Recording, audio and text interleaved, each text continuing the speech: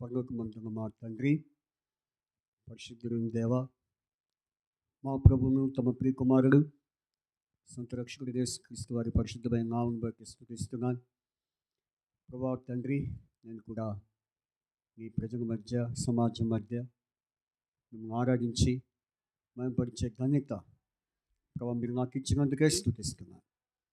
ప్రభా అంత మాత్రమే కాదు, ఇది యెహోవా ఏర్పాటు చేసిన దినము, దీని యందు మనం ఉత్సహించి సంతోషించడం అన్న మాటను బట్టి ప్రభా ఈ దినమున మరి ప్రభా మిమ్మల్ని ఆరాధించుటకు ప్రభా నాకు ఇచ్చిన ఈ గొప్ప ధన్యతకై స్తుతిస్తున్నాను. కీర్తనలు 22 అధ్యాయము 22వ వచనం ప్రకారముగా మా పితరుడు దావీదు ప్రభా మేము స్తుతిస్తున్నారు, సమాజం మధ్యమును నేను స్తుతించగలను అన్నాడు.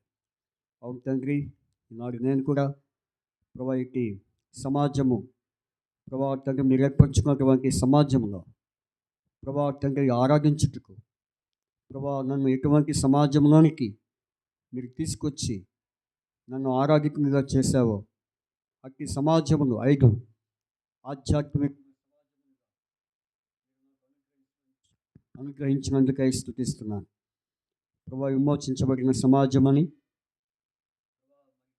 అదేవిధంగా బంధంలో పాలు పొందే సమాజము, ప్రభా నీ కుమారుని అనబడే సమాజము, అట్లాగే భక్తులు కూడుకునే సమాజము, ప్రభా మొరపెట్టుకునే సమాజం మధ్య ప్రభా మీరు నన్ను కొని ఆ రీతిగా తండ్రి ప్రభా మీరు నాకు అనుగ్రహించినందుకే స్తుతిస్తున్నాను. ప్రభా ఏ మంచి ప్రేమించి ప్రభా తండ్రి మీ ప్రియ కుమారుని నా ఈ లోకానికి పంపి ప్రభా మరి నా కొరకై కాచిన రక్తము, ఆ రక్తం ద్వారా నా పాపమును కడిగి నన్ను పవిత్రపరిచి ప్రభా నీ కుమారునిగా, యాజకునిగా, నీ బిడ్డగా నన్ను ఏర్పరచుకొని మోక్షం కొరకై మీరు నన్ను రక్షించుకున్నందుకై స్తుతిస్తున్నాను. ఇటు ఐదంతుల సమాజంలో ప్రభా మిమ్మల్ని స్తుతించడానికి నాకు ఇచ్చిన ఘనతని బట్టి స్తుతిస్తూ, అలాగే ప్రభా నీ వచ్చి నన్ను తీసుకొని పోతావనే శుభప్రదమైన నిరీక్షణ నాకు అనుగ్రహించినందుకై స్తుతిస్తూ ఈ నా స్తుతి ఆరాధన ప్రభు యేసుక్రీస్తు వారి నామమునకు సమర్పించి ఆరాధిస్తున్నాను తండ్రి.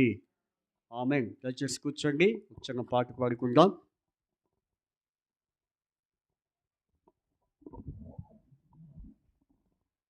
పాట పాడుకుందాము.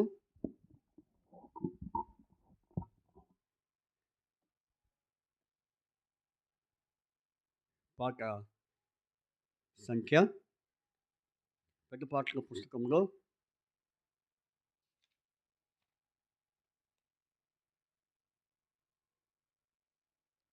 'యేసు ప్రభుని సంకల్పం' అనే పాట పాడుకుంటాము.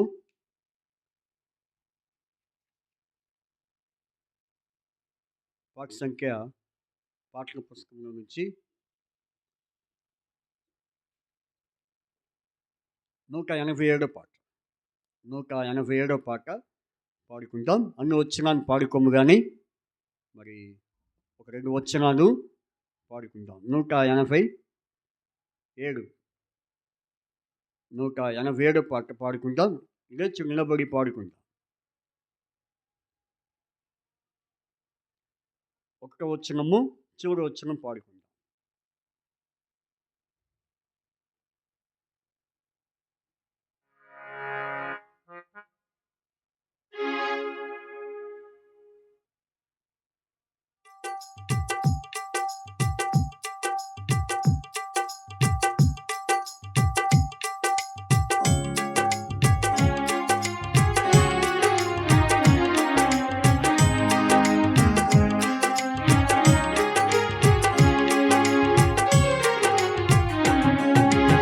యేసు ప్రభుని సంకల్పము మారబోయేన్నటికీ, మహాప్రభావము ఆయనకే యుగ యుగముల వరకు, మహాప్రభావము ఆయనకే యుగ యుగముల వరకు. మోషేను ఏర్పరచుకొని తన ప్రజలను విడిపింప. మోషేను ఏర్పరచుకొని తన ప్రజలను విడిపింప. చేసెను గగన కార్యములు వారి మార్గములో. చేసెను గగన కార్యములు వారి మార్గములో. నన్ను నడిపించెను వారిని విసుగక తన త్రోవా. త్రోసి నన్ను నడిపించెను వారిని విసుగక తన త్రోవా. యేసు ప్రభుని సంకల్పముతో మారవు ఎన్నటికీ. మహాప్రభావము ఆయనకే యుగ యుగముల వరకు. మహాప్రభావము యుగ యుగముల వరకు. చూడొచ్చు. పరిశుద్ధ జనమ పాడెదము క్రీస్తు ప్రభుని బట్టి. పరిశుద్ధ జనమ పాడెదము క్రీస్తు ప్రభుని బట్టి. పరిశుద్ధ దేవుని చిత్తమును నెరవేర్చుచు ఇళ్ళలో. పరిశుద్ధ దేవుని చిత్తమును నెరవేర్చుచు ఇళ్ళలో. నిరతము మహిమ స్తుతి ఘనత చెల్లించెదమెప్పుడు. నిరతము మహిమ స్తుతి ఘనత చెల్లించెదమెప్పుడు. కూర్చోండి.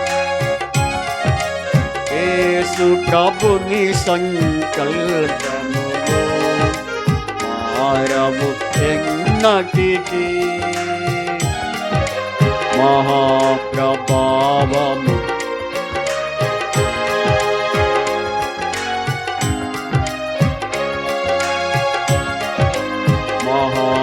మహాప్రభావము ఆయనకే యుగ యుగముల వరకు.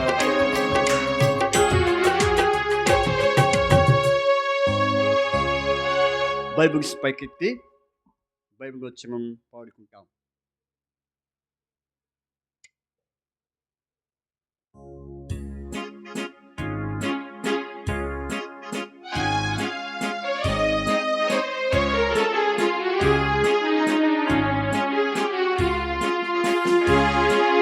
బడే బాడే మాట బంగారు మాట బైబిల్లో మాట మాట. బడే బాడే మాట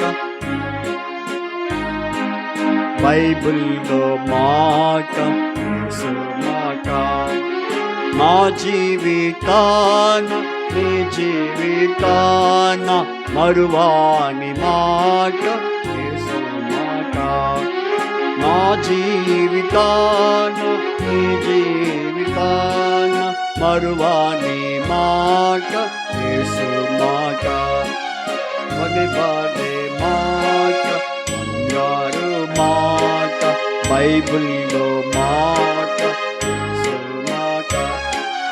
బడే బాడే మాట బంగారు మాట బైబిల్లో మాట యేసు మాట.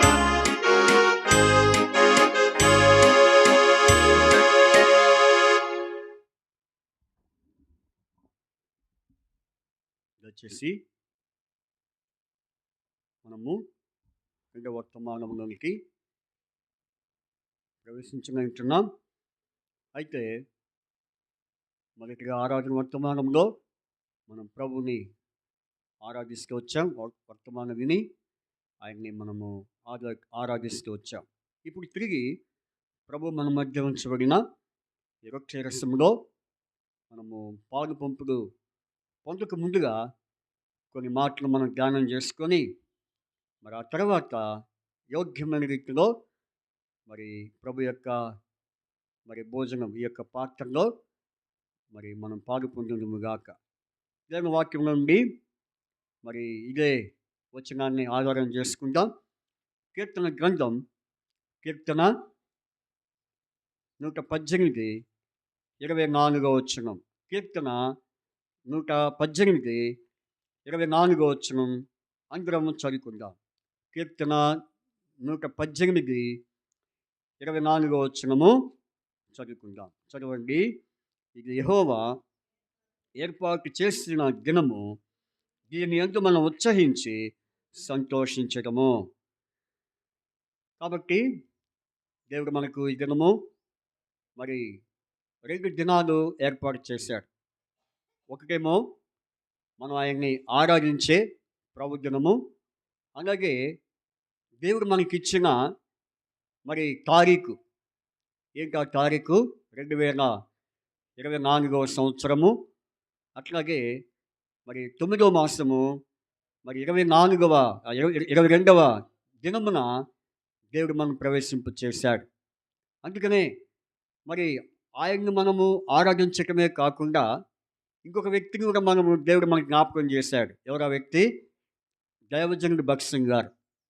ఏంటంటే మనం చదివాం అపోస్తలుల కార్యాలు 13వ అధ్యాయం 29వ వచనంలో ఆయనను సమాధిలో పెట్టిరి అంటే అక్కడ భగత్ సింగ్ గారి గురించి రాయబడలేదు. కానీ అయితే ఈరోజు మరి అక్కడ ఎవరి గురించి రాయబడింది? యేసు ప్రభు వారి గురించి రాయబడింది. అయితే మరి ఈరోజు మరొక విషయం ఏంటంటే సమాధిలో పెట్టిన వ్యక్తిని మనం జ్ఞాపకం చేసుకున్నాం. ఎవరాయన? దైవజనుడు భగత్ సింగ్ గారు. కాబట్టి ఆయన 903వ సంవత్సరంలో జన్మించి అలాగే 2000 సంవత్సరము అట్లాగే సెప్టెంబర్ మాసం 17వ తారీఖు ఆయన ప్రభు మహిమలోనికి పిలువబడి ఉన్నారు. ఇంచుమించు తెల్లవారుజామున మరి దేవుడు ఆయన్ని ఆ సంవత్సరం పిలుచుకున్నాడు. మరి 2000 సంవత్సరము 17వ తారీఖు. ఆ రోజు నేను ఎక్కడున్నానంటే గుంటూరు సియోన్ ప్రార్థన మందిరంలో ఉన్నా. అక్కడ మరి దైవ సేవకులు జోసెఫ్ బెంజమిన్ గారు అక్కడ సేవ చేస్తున్న దినాలలో నేను అక్కడ మరి ఉంటూ వచ్చాను. అప్పుడు ఈ వార్త ఫోన్ ద్వారా హెబ్రోన్ నుంచి ఈ వార్త మరి చెప్పినప్పుడు మరి మాకు ఈ విషయం తెలిసింది.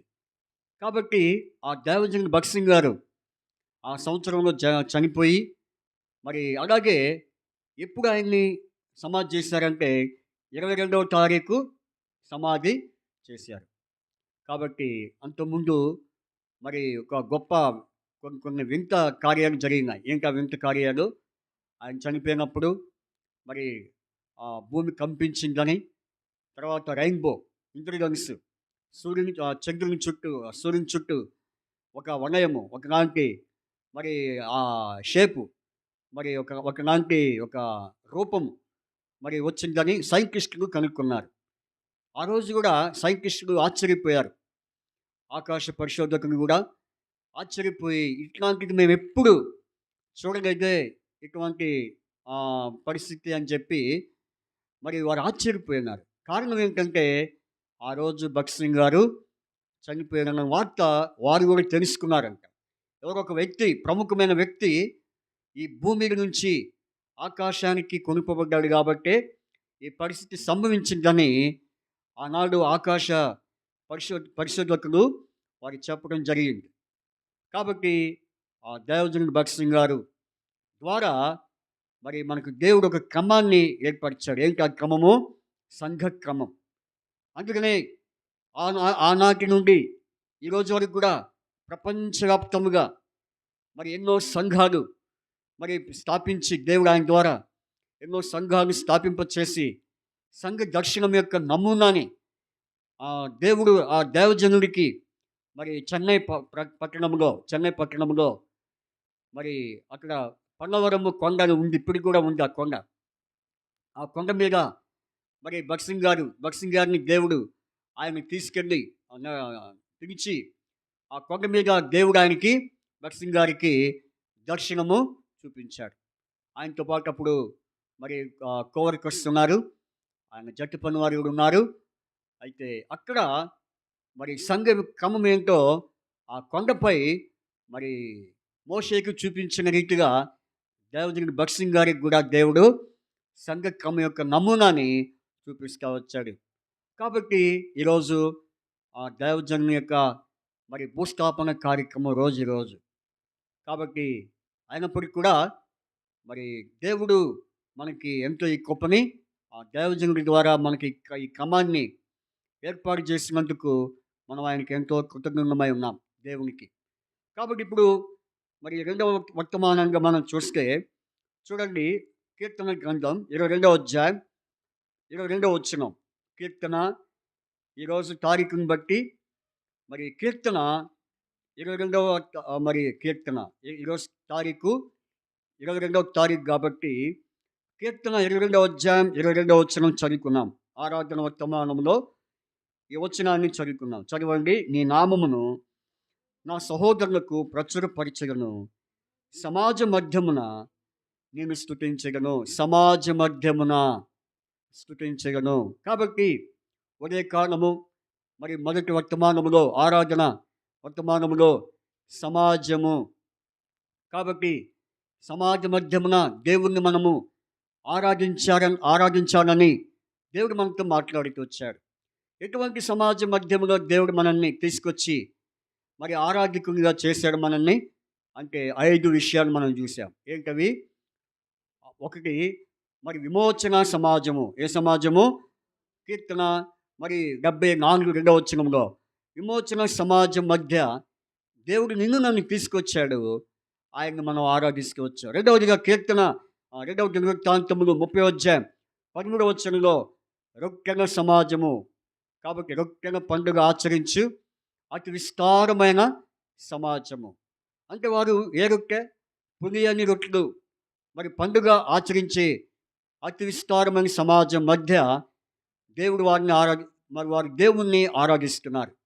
అట్లాగే మనం కూడా దేవుడు మన మధ్య ఉంచబడిన ఈ రొట్టె, ఆయన శరీరం అనబడిన రొట్టె, ఆయన రక్తం అనబడిన ఈ యొక్క ద్రాక్షరసము అనగా ప్రభు యొక్క బండకు మధ్య మరి దేవుడు మనల్ని తీసుకొచ్చి మరి ప్రభు బండలో ఆచరించే సమాజం మధ్య దేవుణ్ణి ఆరాధించే అనుభవం దేవుడు మనకి అనుగ్రహిస్తూ వచ్చాడు.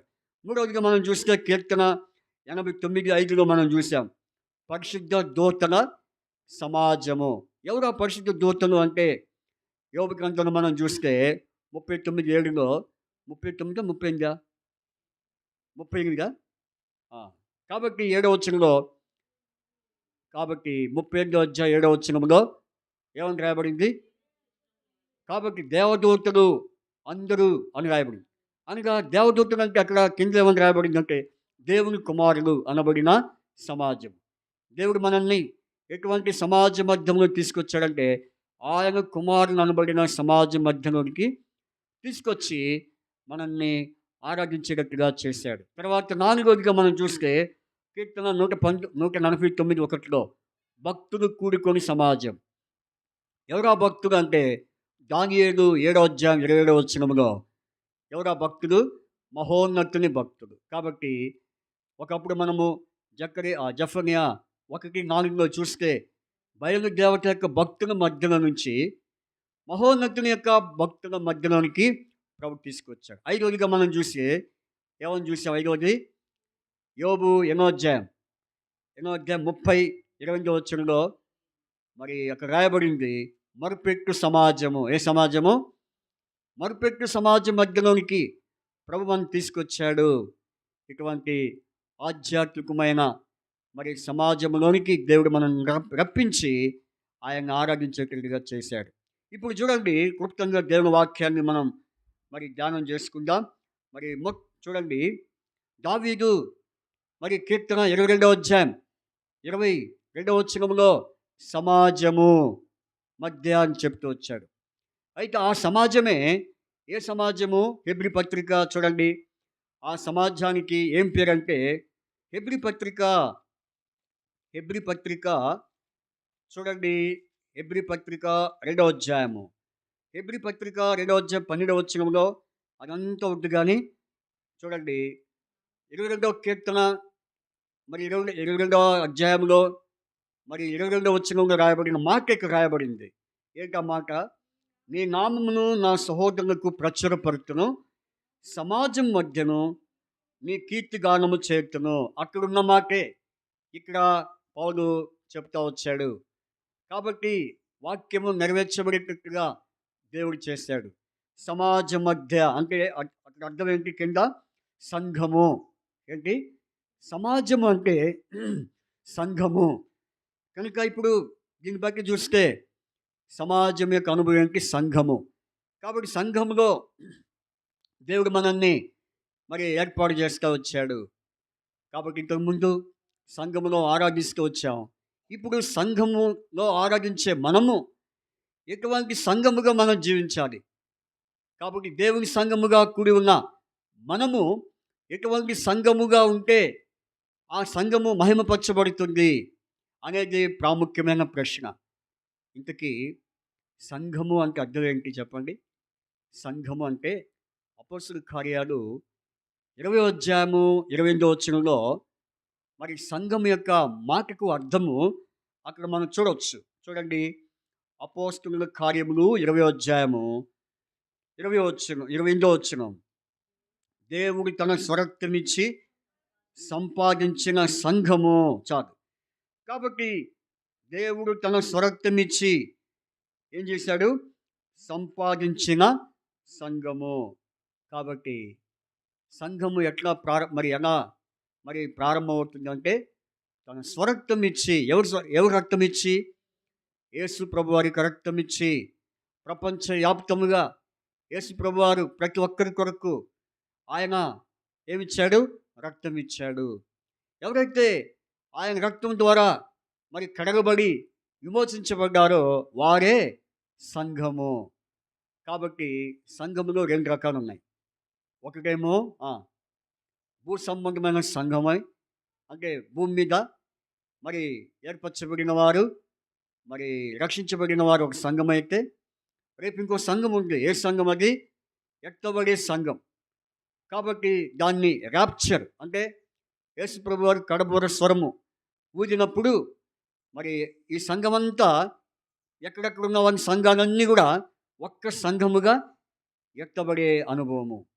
అంతేగాని భూమి మీద ఎక్కడ సంఘాలు ఉంటే ఆ సంఘాలన్నీ ఏమవుతాయి? ఒకటిగా ఉంటాయి.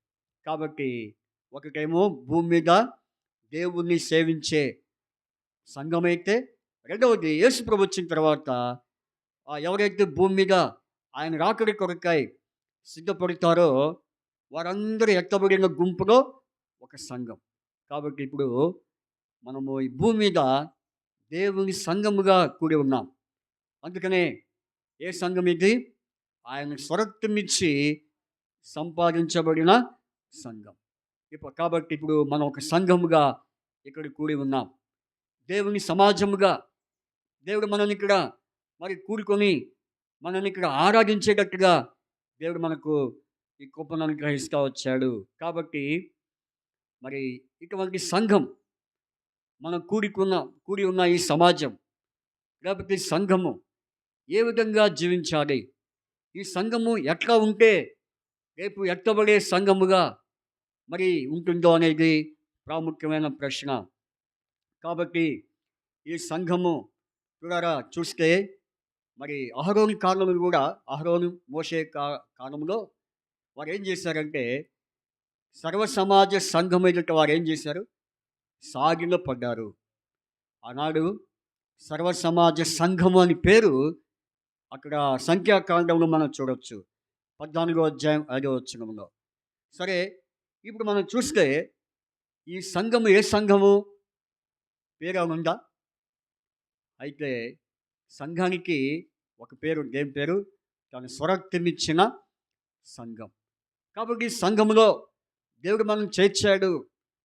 ఈ సంఘములోని దేవుడు మనల్ని నడిపించాడు. కనుక మనం ఇప్పుడు ఒక సంఘం, ఒక సమాజము, ఒక సమాజముగా లేక ఒక సంఘముగా కూడి ఉన్న మనము ఎటువంటి సంఘముగా జీవించాలి? అందుకనే ప్రభు ఒక మాట అన్నాడు. పేతురుతో ఏమన్నాడు? ఈ బండ మీద నా సంఘమును కట్టుదును. కాబట్టి క్రీస్తు అనే బండ, మరి ఆ బండ మీద మరి దేవుడు మనల్ని నిలిపాడు. అందుకనే దావీదు ఒక మాట అన్నాడు. నా పాదములు నీ బండ మీద నిలిపి ఉన్నాను అన్నాడు. కాబట్టి ఇప్పుడు మనందరం ఎవరి మీద ఉన్నాం? క్రీస్తు అనే బండపై ఒక సమాజముగా కూడి ఉన్నామనే సంగతి మనము గుర్తు చేసుకోవాలి. అంత మాత్రమే కాదు, ఈ సంఘము ఎలా ఉండాలని కోరుతున్నాడు దేవుడు? మహిమ పరచబడి సంఘముగా ఉండాలి. ఈ సంఘం ఎలా ఉండాలని చెప్పండి? మహిమ గల సంఘం. ఎఫెసీ 3:21 రాయబడింది. కాబట్టి ఇక్కడ కూడుకున్న మనము, అది పెద్ద సంఘమైనా చిన్న సంఘమైనా ఎంత సమాజమైనా ఎటువంటి సమాజమైనా అయితే మనం ఎవరు చెప్పండి? ఆయన రక్తం చేత కొనబడిన సంఘం. కాబట్టి ఆయన సమాజముగా కూడి ఉన్న మనము ఇక్కడ, ఆయన సంఘముగా కూడి ఉన్న మనము ఇక్కడ ఎలాంటి జీవితం కలిగి ఉండాలి? మొత్తము మరి 7 విషయాలు రాయబడి ఉన్నాయి. 7 సంఘాలు. ఎన్ని సంఘాలు? 7 విషయాలు. ఎందుకంటే నేను 7 సంఘాలను ఎందుకన్నాను అంటే మీకు ఇప్పటికే అర్థమైపోవాలి. యోహానికి దేవుడు ఎన్ని సంఘానికి రాశాడు చెప్పండి? ఎన్ని సంఘానికి రాయమన్నాడు? 7 సంఘాలు. మరి ప్రకటన గ్రంథంలో మరి యోహాను చేత ఎన్ని సంఘానికి రాయించాడు? 7 సంఘాలు. 7 సంఘాలు ఎవరైనా చెప్తారా? చెప్పండి. 7 సంఘాలు. ఓకే. ఫస్ట్ సంఘం పేరేంటి? ఎఫెసు. 2 సంఘం స్ముర్న, తర్వాత పెర్గమ, తర్వాత తుయతైరా, సార్దిస్సు, ఫిలదెల్ఫియా, లవొదికయ. మొత్తం ఎన్నొచ్చినాయి? 7 సంఘాలు. అయితే ఇప్పుడు మనం 7 సంఘాల గురించి చెప్పుకోగానే ఆధ్యాత్మికంగా ఇక్కడ కూడి ఉన్న దేవుని సంఘముగా కూడి ఉన్న మనము ఏ విధంగా దేవుని సంఘాన్ని మరి మనం మహిమపరచబడాలి? ఎందుకంటే మనం ఎవరి మీద ఉన్నాం? క్రీస్తు అనే బండపై ఉన్నాం. అందుకనే ఈ బండ మీద నా సంఘమును కట్టుచున్నాను. కాబట్టి ప్రభు యొక్క సంఘముగా, దేవుని ప్రజలముగా, దేవుని సమాజంగా ఎలాంటి సంఘముగా మనం జీవించాలి అంటే మొట్టమొదటిగా చూడండి. ఫస్ట్ ఎటువంటి సంఘముగా మనము జీవించాలి అని అంటే చూడండి, బైబిల్లో నిర్గమాకాండము 12:16. నిర్గమాకాండము 12:16. కాబట్టి చూడండి, నిర్గమాకాండము 12:16 చదవండి. ఆ మొదటి దినమున మీరు పరిశుద్ధ సంఘముగాను, 7వ దినమున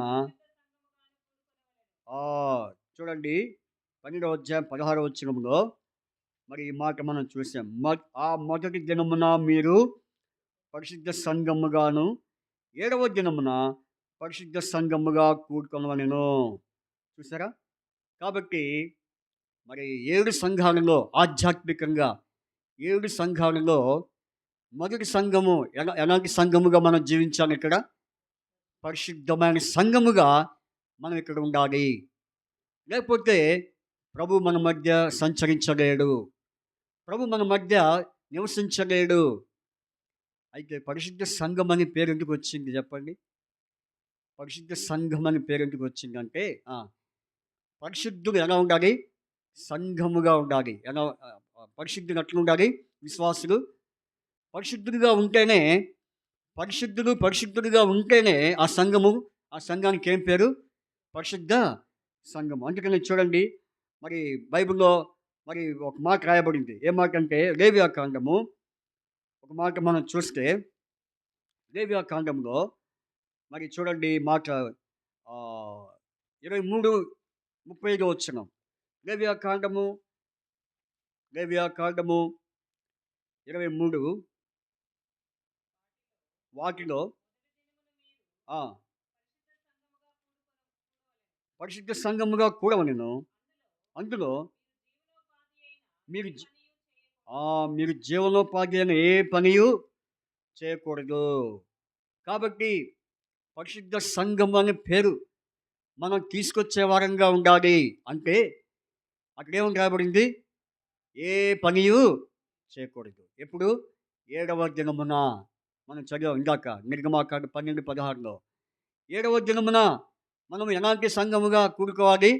పరిశుద్ధ సంఘము. అయితే ఈ దినాల్లో మరి 7వ దినం అంటే ఏ దినం? విశ్రాంతి దినం. అయితే ప్రభు వచ్చిన తర్వాత అది ఏ దినము?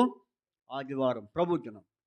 ప్రభు దినమున మనము సంఘాన్ని మరి మన మన సంఘము పరిశుద్ధపరచబడాలి అంటే ఏ పనియు ఒకవేళ ఈ వాక్యం తెలిసింది కూడా వారు పనికెళ్ళారంటే లేకపోతే ఏదైనా డ్యూటీకి పోయారంటే ఏం చేస్తున్నట్టు? సంఘాన్ని అపరిశుద్ధపరిచినట్టు. సంఘాన్ని ఏం చేస్తున్నట్టు?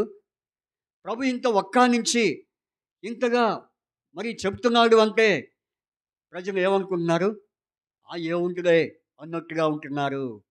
చూడండి బైబిల్‌లో ఒక మాట రాయబడింది.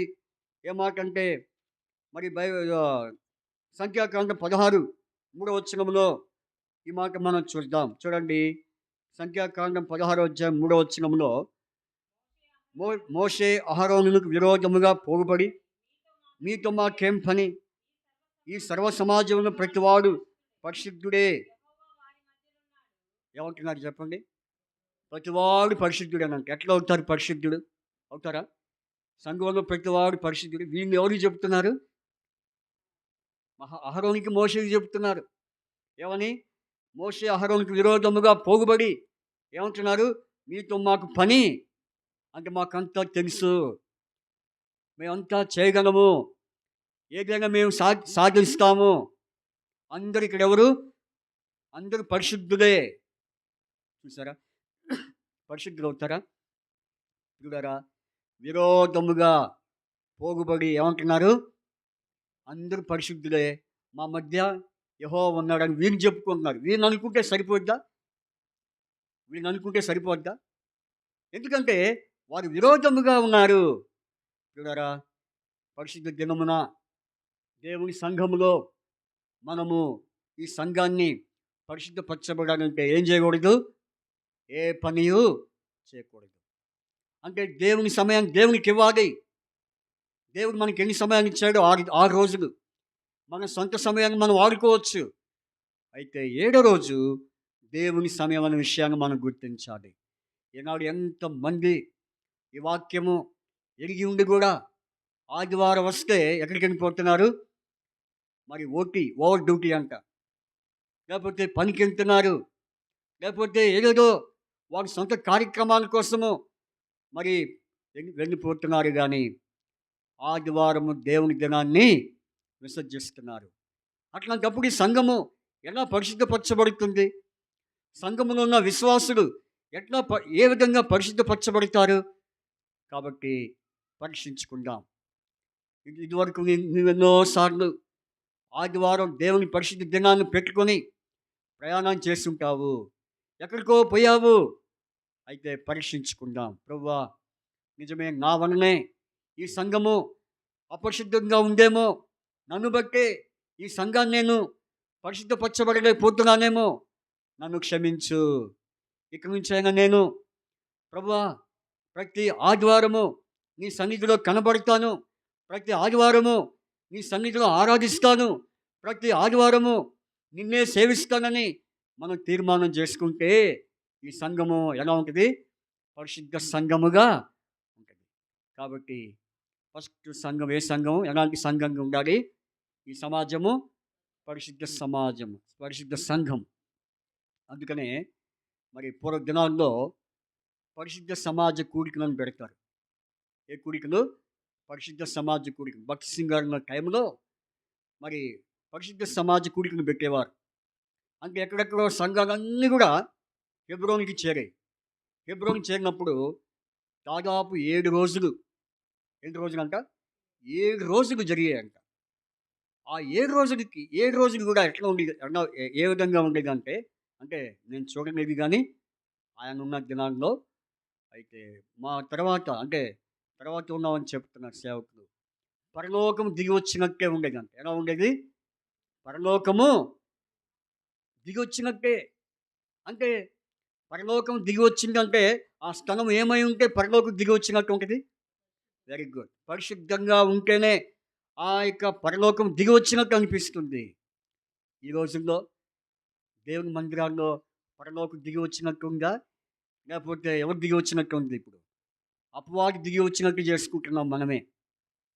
చూడండి, ఆసక్తి లేదు. కాబట్టి మరి దేవునికి విరోధంగా జీవిస్తున్నారు. కాబట్టి దేవుడి కోరిక ఏంటంటే, ఈ సంఘం ఎలా ఉండాలని దేవుని హెచ్చరిక, పరిశుద్ధ సంఘం. పరిశుద్ధ సంఘముగా ఉండాలంటే ఏ పనియు మనము ఎక్కడికి వెళ్ళకూడదు. దేవుని సన్నిధిలోనే ఆరాధిస్తేనే మనల్ని బట్టి సంఘము పరిశుద్ధపరచబడుతుంది. ఇది మొదటి విషయం. రెండో విషయం చూడండి, అపోస్తలుల కార్యాలు 9వ అధ్యాయము 31. అపోస్తలుల కార్యములు 9వ అధ్యాయం 31. అపోస్తలుల కార్యాలు 9వ అధ్యాయము 31వ వచనము చదువుకుంటాం. 9:31. చదవండి అందరూ. కావున యూదయ, గలిలయ, సమరయ దేశమునంతటా సంఘము క్షేమాభివృద్ధి నొందుచు సమాధానం కలిగి ఉండెను. చెప్పండి. కావున యూదయ, గలిలయ, సమరయ దేశమునంతటా సంఘము క్షేమాభివృద్ధి.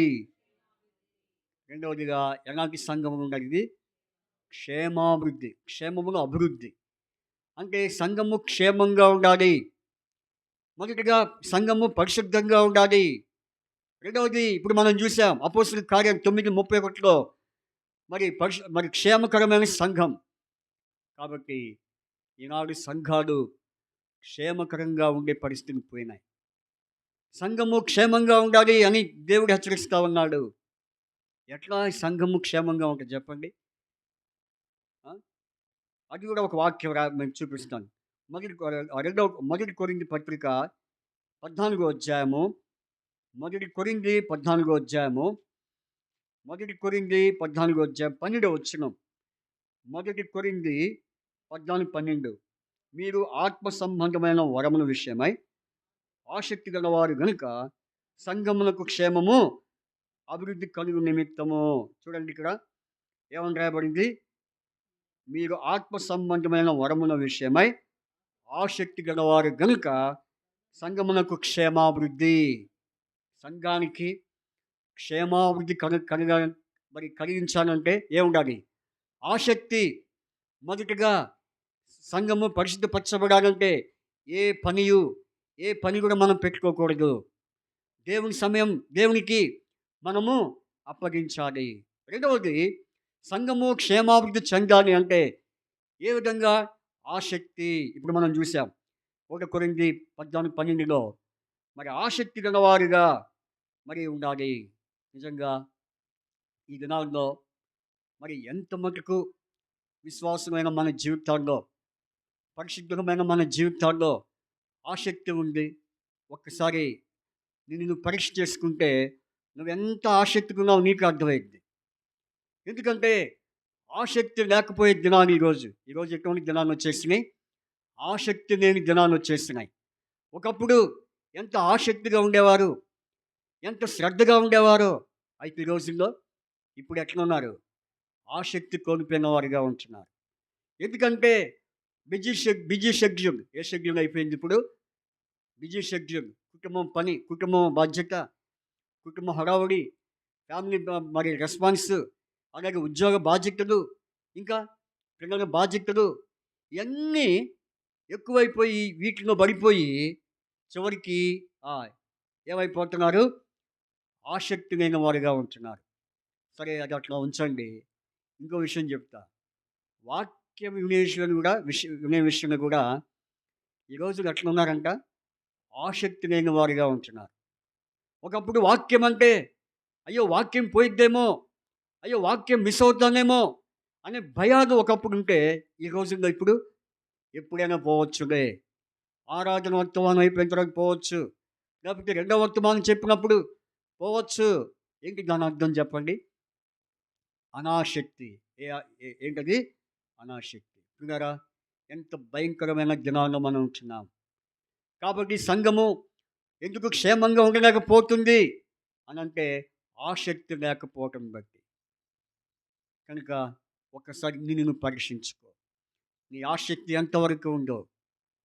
అందుకని ఎఫెసు సంఘంతో మరి ప్రభు మాట్లాడుతున్నాడు. ఏం మాట్లాడుతున్నాడు చూడండి. ప్రకటన గ్రంథము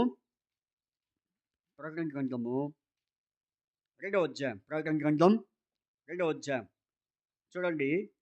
ప్రభు ఆ ఎఫెసు సంఘానికి చెప్తున్నాడు ఏమని. మరి 4వ వచనం ఏమంటే ఒకప్పుడు ఎలా ఉన్నావు, నీవు సహనము కలిగి నా నామము నిమిత్తం భారం భరించి అనేదనియు నేను ఎరుగుతున్నాను. అయినను మొదట నీకుండిన ప్రేమను నీవు వదిలితవనియు నేను నీ మీద తప్పు ఒకటి మోపవలసి ఉంది. ఎందుకంటే మొదట్లో ఎంతో ఆసక్తి, ఎంతో ప్రేమ కనపరిచావు, కానీ ఇప్పుడు ఏమైపోయింది? ఆసక్తి తగ్గిపోయింది. మరి అట్లాంటప్పుడు ఈ సంఘం ఎలా క్షేమంగా ఉంటుంది చెప్పండి? ప్రభు ఏమో సంఘము క్షేమంగా ఉండాలని కోరుకుంటుంటే నిన్ను బట్టి ఈ సంఘము ఏమవుతుంది? క్షేమం కోల్పోతుందా? పరీక్షించుకుందా. మొట్టమొదటి సంఘం ఏ సంఘం? ఎటువంటి సంఘంగా మనం ఉండాలి? పరిశుద్ధ సంఘముగా మనం జీవించాలి. ఎట్లా అంటే ఏ పని మనము పెట్టుకోకుండా మరి దేవుని సమయం దేవునికి మనము ఇచ్చేవారంగా ఉండాలి. ప్రతి ఆదివారము ఆయన సన్నిధిలో కూడుకున్న అనుభవం. రెండవది ఏ సంఘం? సంఘం ఎలా ఉండాలి? క్షేమాభివృద్ధి చెందిన సంఘం. ఏ విధంగా క్షేమం కలిగిన సంఘము అంటే ఆసక్తి. కాబట్టి ఇటువంటి ఆసక్తి మనలో ఉందా? ఈ దినాల్లో కూడికనంటే మరి కూడికను పెట్టుకుందామంటే ఎవరో కొంతమంది వస్తున్నారు. మరి మిగిలిన వాళ్ళు ఏమైపోయారు? ఎక్కడుంటున్నారు? కాబట్టి ఇది చాలా మరి బాధపడాల్సినటువంటి విషయమే. ఎందుకంటే అయ్యో, నా సేవకుడు ఎన్నో కార్యాలు చెప్తున్నాడు, ఎన్నో కార్యక్రమాలు చెప్తున్నప్పటికి కూడా వీళ్ళు ఆసక్తి చూపించలేకపోతున్నారే అనే బాధ దేవునికి మరియు సేవకునికి తప్పక ఉంటుంది ఆ బాధ. అందుకనే దేవుని వాక్యం పౌలు ఒక హెచ్చరిక ఇచ్చాడు. 1 కొరింథీ పత్రిక 15వ అధ్యాయంలో ఏమని రాయబడింది? ప్రభు కార్యాభివృద్ధి యందు ఎప్పటికీ ఏమై ఉండాలి? ఏం మౌనంగా ఉన్నారు? ఎప్పటికీ ఏమై ఉండాలి? ఆసక్తులై ఉండుడి. ప్రభు కార్యాభివృద్ధి యందు ఆసక్తిగా ఉన్నావా? ఇది రెండో విషయం. మూడో విషయం చూడండి. మూడో విషయానికి వస్తే మనము మరి అపోస్తలుల కార్యములు 15:41. అపోస్తలుల కార్యములు 15:41 చక్కగా చూసుకుందాం. చూడండి. అపోస్తలుల కార్యములు 15వ అధ్యాయము 41వ వచనం. లేకపోతే ఒక విషయము మరి అపోస్తలుల కార్యాలు 11:26 చదివిన తర్వాత 15:41 చదువుకుందాం. అపోస్తలుల కార్యములు 11:26 వచనం చదవండి. అందరూ చదువుదాం. వారు కలిసి ఒక సంవత్సరం అంతయు సంఘములో కూడి బహుజనులకు వాక్యమును బోధించిరి. మొట్టమొదట అంత్యోక్యలో శిష్యులు క్రైస్తవులు అనబడిరి. నాబడి చెప్పండి. వారు కలిసి ఒక సంవత్సరం అంతయు సంఘములో కూడి ఉండి బహుజనులకు వాక్యమును బోధించిరి. చూసారా? ఏ సంఘం ఇది? అంత్యోక్య సంఘం. అంత్యోక్యలో ఈ సంఘము ఎలాంటిదంటే వాక్యమును బోధించే సంఘం. ఎలాంటిది? వాక్యంతో నింపబడిన సంఘం, వాక్యంతో మరి జీవించబడిన సంఘం, వాక్యానికి అనుగుణంగా నడుచుకునే సంఘం ఈ అంత్యోక్య సంఘం. కాబట్టి అందుకనే అంత్యోక్య అంటే అర్థం ఏంటంటే మాదిరి. అంత్యోక్య అంటే మాదిరి. కాబట్టి మూడవదిగా మనం చూస్తే ఎటువంటి సంఘముగా మనం ఉండాలి చెప్పండి? వాక్యమును బోధించే సంఘం. కాబట్టి మీరు అనొచ్చు ఒకవేళ ఏంటంటే, అయ్యా వాక్యమును బోధించే సంఘం అంటే అది సేవకుల వరకే కదా అని అనుకోవచ్చు. కరెక్టే, అది కూడా వాస్తవమే. కానీ దేవుడు నీకు వాక్యాన్ని ఎందుకు బోధిస్తున్నాడంటే, ఆ వాక్యమును ఇతరులతో పంచుకోమని. ఆ వాక్యాన్ని ఇతరులతో పంచుకో. దేవుడు తన సేవకుని ద్వారా ఏ వాక్యమైతే మరి దేవుడు తెలియపరుస్తున్నాడో అది ఇతరులతో నువ్వు షేర్ చేసుకుంటే అప్పుడు ఆ సంఘం ఎలా ఉంటుంది? మాదిరి గల సంఘం. కాబట్టి నిన్ను బట్టి సంఘం ఎలా ఉంది? ఒకసారి పరీక్షించుకో. మొదటిగా పరిశుద్ధ సంఘం, రెండవది క్షేమాభివృద్ధి కలిగించే సంఘం, మూడవది వాక్యమును బోధించే సంఘముగా ఈ సంఘం ఉండాలని ప్రభు హెచ్చరిస్తూ ఉన్నాడు. కాబట్టి ఇన్ని సంవత్సరాల నుంచి వాక్యం వింటున్నావు కానీ, వాక్యం చూస్తున్నావు కానీ, ఎవరితోనైనా వాక్యాన్ని బోధించావా? వాక్యాన్ని పంచుకున్నావా? దేవుని వాక్యానుసారంగా జీవిస్తున్నావా? ఇంకో విషయం ఏంటంటే, అన్నా నువ్వు చెప్పడం బాగానే ఉంది కానీ, మేము వాక్యం బోధించాలంటే ముందు మేము వాక్యానుసారంగా జీవిస్తే కదా మేము బోధించేది అన్నట్లు చూస్తున్నారు. ఎట్లా ఎట్లా అనుకుంటున్నారు? మేము వాక్యానుసారంగా మేము నడుచుకుంటే, వాక్యానుసారంగా మేము జీవిస్తే అప్పుడు మేము ఇతరులను బోధిస్తాం కదా. మాలో వాక్యానుసారంగా జీవించలేనప్పుడు మేము ఇతరులతో ఎలా ఎలా ఏ విధంగా బోధిస్తామని అన్నట్టుగా ఉన్నామేమో పరీక్ష చేసుకుందాం. కాబట్టి వాక్యమును వినివారు ధన్యులు. కాబట్టి వాక్యమును ప్రేమించేవారు ధన్యులు. వాక్యాన్ని అనుసరించేవారు ధన్యులు. కాబట్టి సంఘము ఎట్లాంటి సంఘం ఉండాలి? వాక్యానికి అనుగుణంగా జీవించే సంఘము. అప్పుడే నువ్వు ఇతరులతో దేవుని వాక్యాన్ని నువ్వు పంచుకుంటావు. ఇది ఎన్నో విషయం? మూడో విషయం. నాలుగో విషయం చూడండి. అయ్యన్న చెప్పండి కొంచెం. ఎన్నో విషయం? 3, 4 చెప్పండి. మీరేదో కోల్పోయినాన్ని కూర్చుంటే ఏదో పోగొట్టుకున్నామన్నది కూర్చుంటున్నారు. దేవుని మందిరంలో చాలా హుషారుగా కూర్చోండి. ఏదో పోగొట్టుకున్నామన్నాగా ఏదో కోల్పోయినాన్ని కూర్చోకూడదు. చాలా సంతోషంగా ఉండాలి. దేవుని వాక్యం అంటే ఎంతో ఆనందంగా వినేటట్టుగా ఉండాలి. కాబట్టి చూడండి, అపోస్తలుల కార్యాలు 15వ అధ్యాయం 41వ వచనం. అపోస్తలుల కార్యాలు 15:41. అపోస్తలుల కార్యములు 15:41. ఇందాక మనం చెప్పుకున్న రెఫరెన్సే ఆ రెఫరెన్స్. చూడండి, అపోస్తలుల కార్యములు 15:41. పౌలు సేవలను ఏర్పరచుకొని సహోదరుల చేత ప్రభు కృపకు అప్పగింపబడిన వాడై బయలుదేరి సంఘములను స్థిరపరచుచు సిరియా, కిలికియా దేశముల ద్వారా సంచారము చేయుచుండెను. నా ఎమ్మడి చెప్పండి. సంఘములను స్థిరపరచుచు. కాబట్టి ఇక్కడ ఏం రాయబడి? సంఘములను ఏం చేయాలి? స్థిరపరచాలి. ఎట్లా స్థిరపరచాలి? స్థిరపరచడం అంటే ఏంటి? దేవుడు నిన్ను ఇక్కడ ఒక సంఘముగా ఏర్పాటు చేసుకున్నప్పుడు నువ్వు ఏం కావాలి? స్థిరంగా ఉండాలి. కాబట్టి స్థిరంగా ఉండకుండా అస్థిరంగా ఉంటే నిన్ను బట్టి సంఘము ఏమైపోతుంది?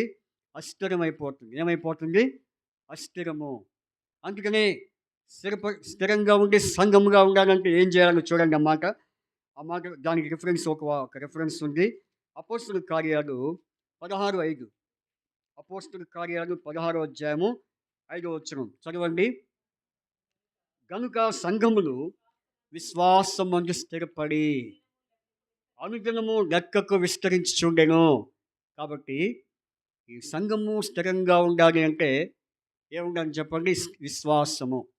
విశ్వాసమందు సంఘము స్థిరంగా ఉంటుంది. కానీ విశ్వాసం లేకపోతే సంఘం ఏమైపోతుంది? అస్థిరమైపోతుంది. ఈ దినాల్లో ఎంతో బాధాకరమైన విషయం ఏంటంటే సంఘాలు ఏమైపోతున్నాయి? స్థిరం లేని సంఘాలు అయిపోతున్నాయి. కారణం ఏంటంటే విశ్వాసం లేకపోవటం బట్టి. కాబట్టి ప్రియమైన సహోదర సహోదరి, ఈ మధ్యాహ్నము నిన్ను పరీక్షించుకుందాం. మనం పరీక్ష చేసుకుందాం. నాలో ఎంత విశ్వాసం ఉంది, ఎంతగా నేను విశ్వాసం కలిగి ఉంటున్నానో అందును బట్టి సంఘం ఏమవుతుంది? స్థిరంగా ఉంటుంది. కాబట్టి ఇది ఎన్నో విషయం చెప్పండి. 4 సంఘం యొక్క మరి హెచ్చరిక. కాబట్టి ఈ సంఘము స్థిరంగా ఉండాలంటే సంఘములో ఉన్న వారందరూ ఎలా ఉండాలి? విశ్వాసమందు స్థిరంగా ఉండాలి. లేకపోతే సంఘం ఏమైపోతుంది? పడిపోతుంది. కనుక పరీక్ష చేసుకుందాం. స్థిరపడే సంఘంగా ఉన్నామా? ముందు మనం ఈ సంఘం స్థిరంగా ఉండాలంటే మనం స్థిరంగా ఉండాలి. మనం ఎలా ఉండాలి? కాబట్టి స్థిరముగా ఉండాలి. పడిపోయిన వారంగా ఉండకూడదు. జారిపోయే వారంగా ఉండకూడదు. ఒకవేళ పడిపోతున్నావా? ఒకవేళ జారిపోతున్నావా? అయితే నిన్ను బట్టి ఈ సంఘము ఏమైపోవచ్చు? స్థిరంగా ఉండకపోవచ్చు. అందుకనే బోయాజు రూత్ ఏమన్నాడు చెప్పండి? మీ అందరికి తెలిసిన వాక్యమే. బోయాజు రూత్ ఏమన్నాడు? ఏమన్నాడు చెప్పాలి? ఏమన్నాడు? ఏమనలేదా? ఏం బ్రదర్? నీవు వేరొక పొలంలోనికి ఇక్కడనే నిలకడగా ఉండుము. ఇక్కడే ఉండుము అంటే దాని అర్థం ఏంటి? ఇక్కడే స్థిరంగా ఉండు. ఇక్కడే నిలబడు. ఎక్కడికి పోవద్దు. కాబట్టి అలాగే సంఘములో ఉన్న నీవు ఒక చోటే స్థిరంగా ఉంటే నిన్ను బట్టి సంఘము ఎలా ఉంటుంది? స్థిరంగా ఉంటుంది. అంతేగాని నాకు దూరం అయిపోయింది, లేకపోతే నేను రాలేకపోతున్నాను, ఏదో ఆదివారం వస్తాడే, ఆదివారం వచ్చి కూర్చొని వింటానే అంటే అది ఎట్లా సబబు? కాబట్టి పరీక్ష చేసుకుందాం. కాబట్టి నిన్ను బట్టి సంఘము స్థిరంగా ఉండాలి అంటే నీవు స్థిరంగా ఉండి విశ్వాసమందు స్థిరంగా ఉండు. అప్పుడే ఈ సంఘము స్థిరంగా ఉంటుంది. ఇదన్న విషయం. 4వ విషయం చూడండి. 5వ విషయం మొదటి కొరింథీ పత్రిక. మొదటి కొరింథీ పత్రిక చాలా విషయాలు ఉన్నాయి కానీ ఇప్పుడు అవన్నీ మరి చెప్పుకునే సమయం కాదు. చూడండి, మొదటి కొరింథీ పత్రిక 12వ అధ్యాయము 28వ వచనం. మొదటి కొరింథీ పత్రిక 12:28 చదవండి. అందరూ చదువుదామా? మరియు దేవుడు సంఘములో మొదట కొందరిని అపోస్తులుగాను, పిమ్మట కొందరిని ప్రవక్తలుగాను, పిమ్మట కొందరిని బోధకులుగాను, అటు పిమ్మట కొందరిని అద్భుతములు చేయవారుగాను, తరువాత కొందరిని స్వస్థపరచు కృపావరము గల వారుగాను, కొందరిని ఉపకారములు చేయవారుగాను, కొందరిని ప్రభుత్వములు చేయవారిని గాను, కొందరిని నానా భాషలు మాట్లాడేవారుగాను నియమించెను. చాలు. చూసారా? దేవుని సంఘములో మొదట కొందరిని ఎలా ఉంచుతాడు? అవన్నీ మనం చదివాం. మరి కొందరిని ఎట్లా ఉంచుతాడు? అందరిని ఒకలా ఉంచుతాడు ఆ సంఘంలో. ఇప్పుడు మనం చదివిన లిస్టు, ఈ లిస్టులో ప్రతి ఒక్కరికి దేవుడు ఇస్తున్నాడు, ఇచ్చాడు కూడా. ఎవరికి ఇచ్చాడు చెప్పండి? రక్షణ పొందిన ప్రతి ఒక్కరికి ఈ వరము దేవుడు ఇస్తున్నాడు. కాబట్టి పిల్లరా, మరి ఈ సంఘం ఎలా ఉండాలి? దీన్ని బట్టి చూస్తే ఏ సంఘం? వరాలు కలిగిన సంఘం. ఏ సంఘం ఇది? వరాలతో నింపబడిన సంఘముగా ఈ సంఘం ఉందా? కాబట్టి పరీక్షించుకుందాం. నీకు దేవుడు ఎన్నో వరాలు ఇచ్చాడు, ఎప్పుడో ఇచ్చాడు, కానీ నువ్వు వాటిని ఏం చేస్తున్నావు? వాటిని ఉపయోగించట్లేదు. వాటిని వినియోగించుకోకుండా నీ అంతటి నువ్వు వాటిని దాచిపెట్టుకుంటున్నావు. ఏం చేస్తున్నావు? దాచిపెట్టుకుంటున్నావు. అందుకనే యజమానుడు వేరే దేశానికి వెళ్తున్నప్పుడు దాసుని పిలిచి ఏమిచ్చాడు? కొన్ని తలాంతులు ఇచ్చాడు. అయితే ఆ తలాంతులు ఏం చేశాడు? ఒక దాసుడేమో ఆ తలాంతుడు తిరిగి తన యజమానుడి దేశాంతరం పోయి వచ్చిన దాకా తిరిగి తన యజమానుడు వచ్చిన తర్వాత ఏం చూపించాడు చెప్పండి? ఎన్ని తలాంతులు ఇచ్చాడు?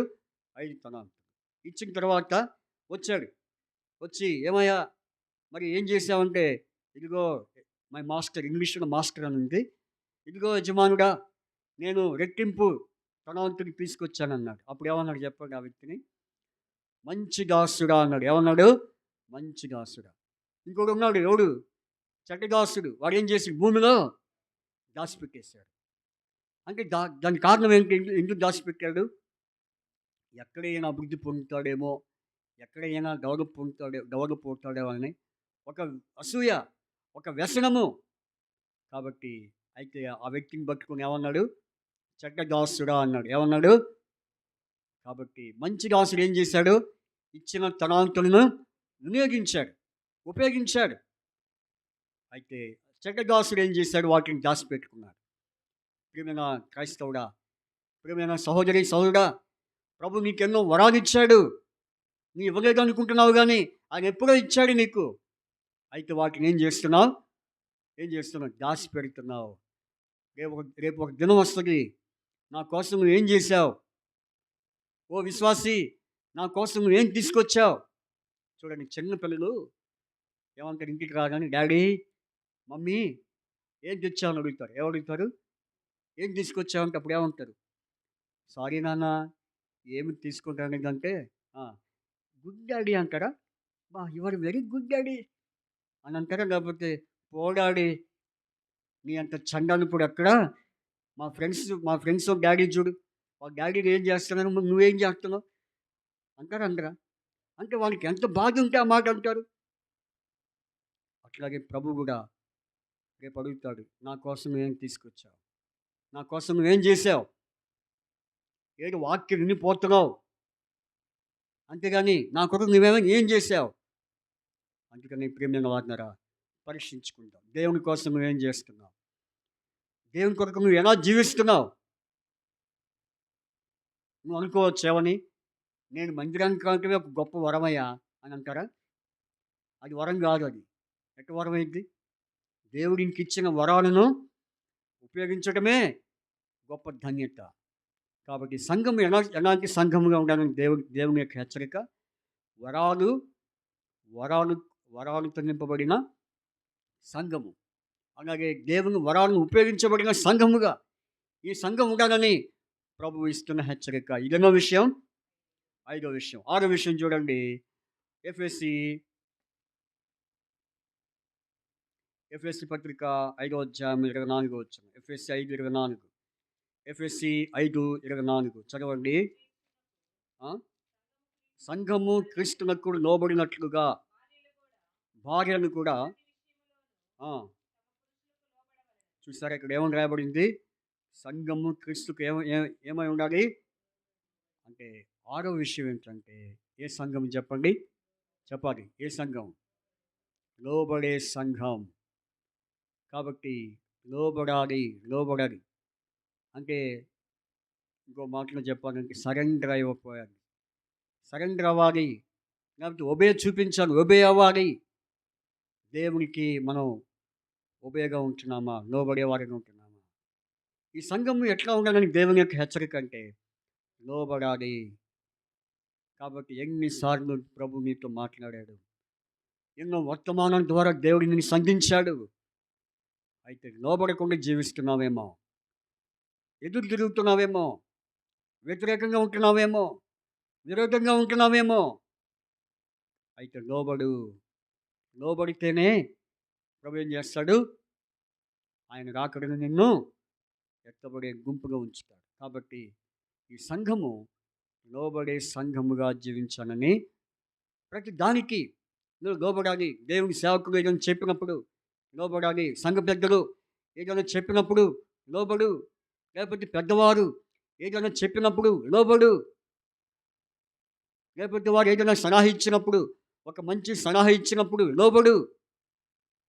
నువ్వు దేనికి లోబడవాయా? కాబట్టి పరీక్షించుకో.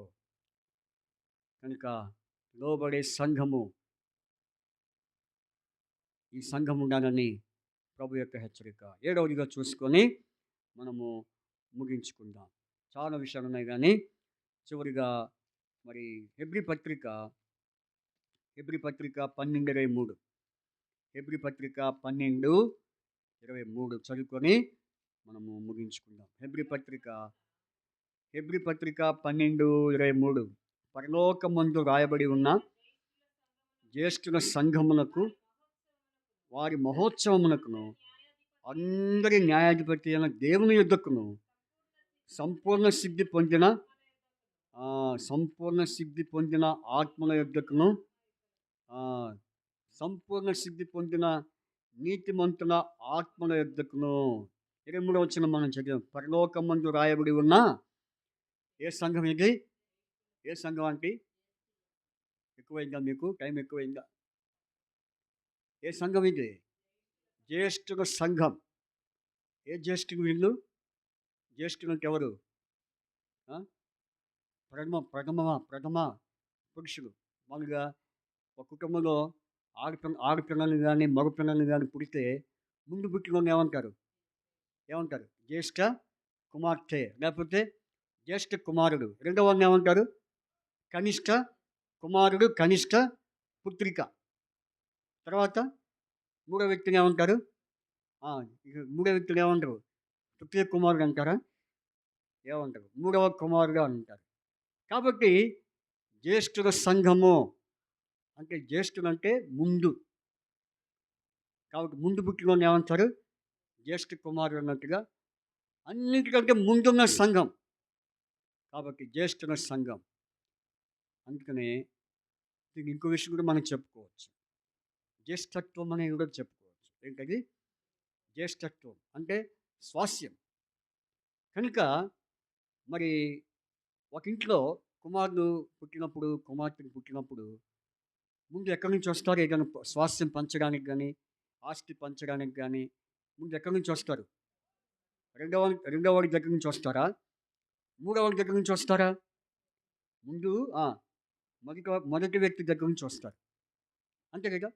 అట్లాగే దేవుడు మనకు ఒక జ్యేష్ఠత్వము లేకపోతే మనకు పరసంబంధమైన మరి స్వాస్థ్యము ఇవ్వడానికి దేవుడు ఎంతో ఇష్టపడేవాడిగా ఉంటున్నాడు. అందుకనే ఏశావుని మనం తీసుకుంటే అదే అధ్యాయంలో ఏశావు మనకు కనిపిస్తాడు. ఆయన ఏం పోగొట్టుకున్నాడు?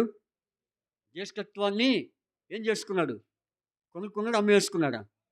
అదేమనుంది? జ్యేష్ఠత్వపు హక్కును పోగొట్టుకోవడం కాదక్క, సరిజడు వాక్యం. అమ్మి వేసాననుంది. ఏముంది? అమ్మి వేశాడు. ఎవరికి అమ్మేశాడు? ఇంట్లో వాడికి అమ్మేశాడు. కాబట్టి అమ్మి వేశాడు. ఏమిచ్చి అమ్మేశాడు? డబ్బులు ఇచ్చాడా? కోట్లు ఇచ్చాడా? లక్షలు ఇచ్చాడా? లేకపోతే మరి థౌజండ్స్ ఇచ్చాడా? ఏమిచ్చాడు? కూర. ఏమిచ్చాడు? చిక్కుడుకాయ కూర కోసం. చిక్కుడుకాయ కూర కోసం జ్యేష్ఠత్వాన్ని ఏం చేసుకున్నాడు? అమ్మేసుకున్నాడు. ఒరే నాకు రేపు మాపో ఎవరైనా పోయేవాళ్ళం పైకి ఇవన్నీ మన నెంబర్ వస్తాయా? ఈ హక్కు, ఈ జ్యేష్ఠత్వాలు, ఈ ఆస్తులు, ఈ పాస్తులన్నీ మనతో వస్తాయా? ఎప్పటికైనా మనం పోయేవాళ్ళమే అని అనుకుని కొంతమంది ఏమంటారు? వచ్చేటప్పుడు మనం ఏదైనా తీసుకొని వచ్చామా? చెప్పండి, ఏమైనా తీసుకొచ్చామా? వచ్చేటప్పుడు ఏం తీసుకొని రానికి, పోయేటప్పుడు ఏం తీసుకొని పోలేము అనుకుంటాం. కానీ ఇక్కడ ఏశావు అదే అనుకుని ఉంటాడు. దేనికోసం? ఆకలి. దేనికోసం? ఆకలి కోసం. ఆకలి తీర్చుకోవడానికి ఆ ఎర్రని చిక్కుడుగా కూర కోసం ఏం చేశాడు? జ్యేష్ఠత్వాన్ని అమ్ముకున్నాడు. ఎంత దౌర్భాగ్యమైన స్థితికి వచ్చాడో, ఎంత దరిద్రమైన పరిస్థితికి వచ్చాడో. అందుకనే దేవుడు ఇచ్చిన దాన్ని ఏం చేసుకోవాలి? ప్రభు ఇచ్చిన దాన్ని జాగ్రత్తగా మనము చూసుకోవాలి. అందుకని ఫిలదెల్ఫియా సంఘంతో నీకు కలిగిన దానిని గట్టిగా పట్టుకో, జారి విడిచొద్దు. జారి విడిస్తే ఏమైద్ది? నీకు ఎంతో నష్టము, ఎంతో ప్రమాదము. కాబట్టి ఈ సంఘము ఏ సంఘం అంటే జ్యేష్ఠుని సంఘం. అంటే దేవుని యొద్ద మనము పొందుకునే జ్యేష్ఠత్వం, బహుమానం. ఆయన యొద్ద ఏమున్నాయి? బహుమానాలు ఉన్నాయి. ప్రభు యొద్ద ఏమున్నాయి? బహుమానాలు ఉన్నాయి. ఆ బహుమానాన్ని పొందుకోవాలంటే అన్నిటిలో ముందుండాలి. ఎన్నిటిలో? ఆరాధన ముందుండాలి, ప్రార్థన కూడికలో ముందుండాలి, సువార్తలో ముందుండాలి, అన్నిటిలో ముందుండాలి. కానీ నేను అనుకున్నామంటే ఏం పోయిద్ది చెప్పండి?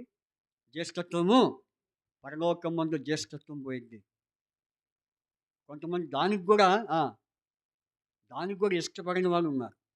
ఆ పోటీ పోయిందని అన్నాను. ఏశావు దాంట్లో ఉన్నారు లేరా? సంఘంలో పోటీ పోయిందిలో ఫస్ట్ పార్టీగా, పోటీ పోయిందిలో రెండవ పార్టీగా, మూడో పార్టీ కూర్చుందాం అంటే నీకు రెండు పార్టీలు ఏమైపోయాయి? మిస్ అయిపోయాయి. అందుకని ఇప్పుడు ప్రతి దానికి ఎలా ఉండాలి? మనం ముందుగా ఉండాలి. అన్నిటికంటే మనం ముందుగా జీవించాలి. కాబట్టి ముందుగా ఉంటున్నావా, వెనక ఉంటున్నావా? పరీక్ష చేసుకో. ఆనాడు యేసు ప్రభు వారు వాక్యం చెప్పడానికి వస్తే వారందరూ ఆయన రాకముందే వచ్చి కూర్చున్నారు. ఏం చేశారు చూడండి, ఆ మాట చదివి మనం ముగించుకుందాం. లూకాసు వార్త తీయండి. లూకాసు వార్త, లూకాసు వార్తలో ఈ మాట మనం చదివి మనము వాక్యాన్ని ముగించుకుందాం. చదవండి. 21వ అధ్యాయం, లూకాసు వార్త 21వ అధ్యాయము 21:38 వచనం. ప్రజలందరూ ఆయన మాట వినుటకు దేవాలయంలో ఆయన యొద్దకు ఆ, ఎప్పుడు వచ్చారు అంటే ముందే వచ్చి కూర్చున్నారు. మీరు ఎప్పుడు వచ్చారమ్మా? మీరు ఎప్పుడు వచ్చి కూర్చున్నారు చెప్పండి. ప్రార్థన చేసి ప్రారంభంకి వచ్చి కూర్చున్నారా, లేకపోతే ఎప్పుడు వచ్చి కూర్చున్నారు? ఆ? కాబట్టి వారు ముందుగానే వచ్చి కూర్చున్నారు. కాబట్టి ఎవరైతే ముందుగా వచ్చి కూర్చుంటారో వారికి దేవుడు ఏమిస్తాడు? బహుమానం ఇస్తాడు. ఆయన యొక్క జ్యేష్ఠత్వం ఉంది, పరసంబంధమైన ఆశీర్వాదం ఉంది. అవన్నీ కూడా మనకు కనపడవు, అవి మనకు వినబడవు, చెవికి ఆ హృదయానికి గోచరము కావు. కాబట్టి ప్రియా సహోదర సహోదరి, ఈ వాక్యం వింటున్న నీ జీవితంలో సంఘముగా దేవుడు నిన్ను ఇక్కడికి నడిపించాడు, నేను ఇక్కడ సమకూర్చాడు. అయితే ఎటువంటి సంఘముగా ఉండాలో ప్రభు నీతో మాట్లాడుతూ వచ్చాడు. సంఘములో నువ్వెట్లా ఉండాలో, సంఘములో నువ్వెట్లా నడుచుకోవాలో దేవుడు నీతో తేటగా మాట్లాడుతూ వచ్చాడు. మోకరించండి, ప్రార్థన చేసుకుందాం. ఒక్కసారి ప్రార్థన పూర్వకంగా నిన్ను నీవు పరీక్షించుకొని మరి సరి చేసుకోవాలి. కాబట్టి ఒక్క నిమిషం ప్రార్థన చేసుకుందాం. మన అంశం ఏంటి? కీర్తన 22వ అధ్యాయము 22వ వచనంలో ఏమని రాయబడింది? సమాజం మధ్యమున నిన్ను స్తుతించగలను. సమాజం అంటే సంఘము. ఎటువంటి సంఘము మనం చూసాం. ఆ సంఘములో మనం ఎట్లా జీవించాలో మనం ధ్యానిస్తూ వచ్చాం. ప్రార్థన చేసుకుందాం. దేవుడు ఆ రీతిగా మరి మన వినికిడిలో వాక్య భాగం దీవించి ఆశీర్వదించునుగాక.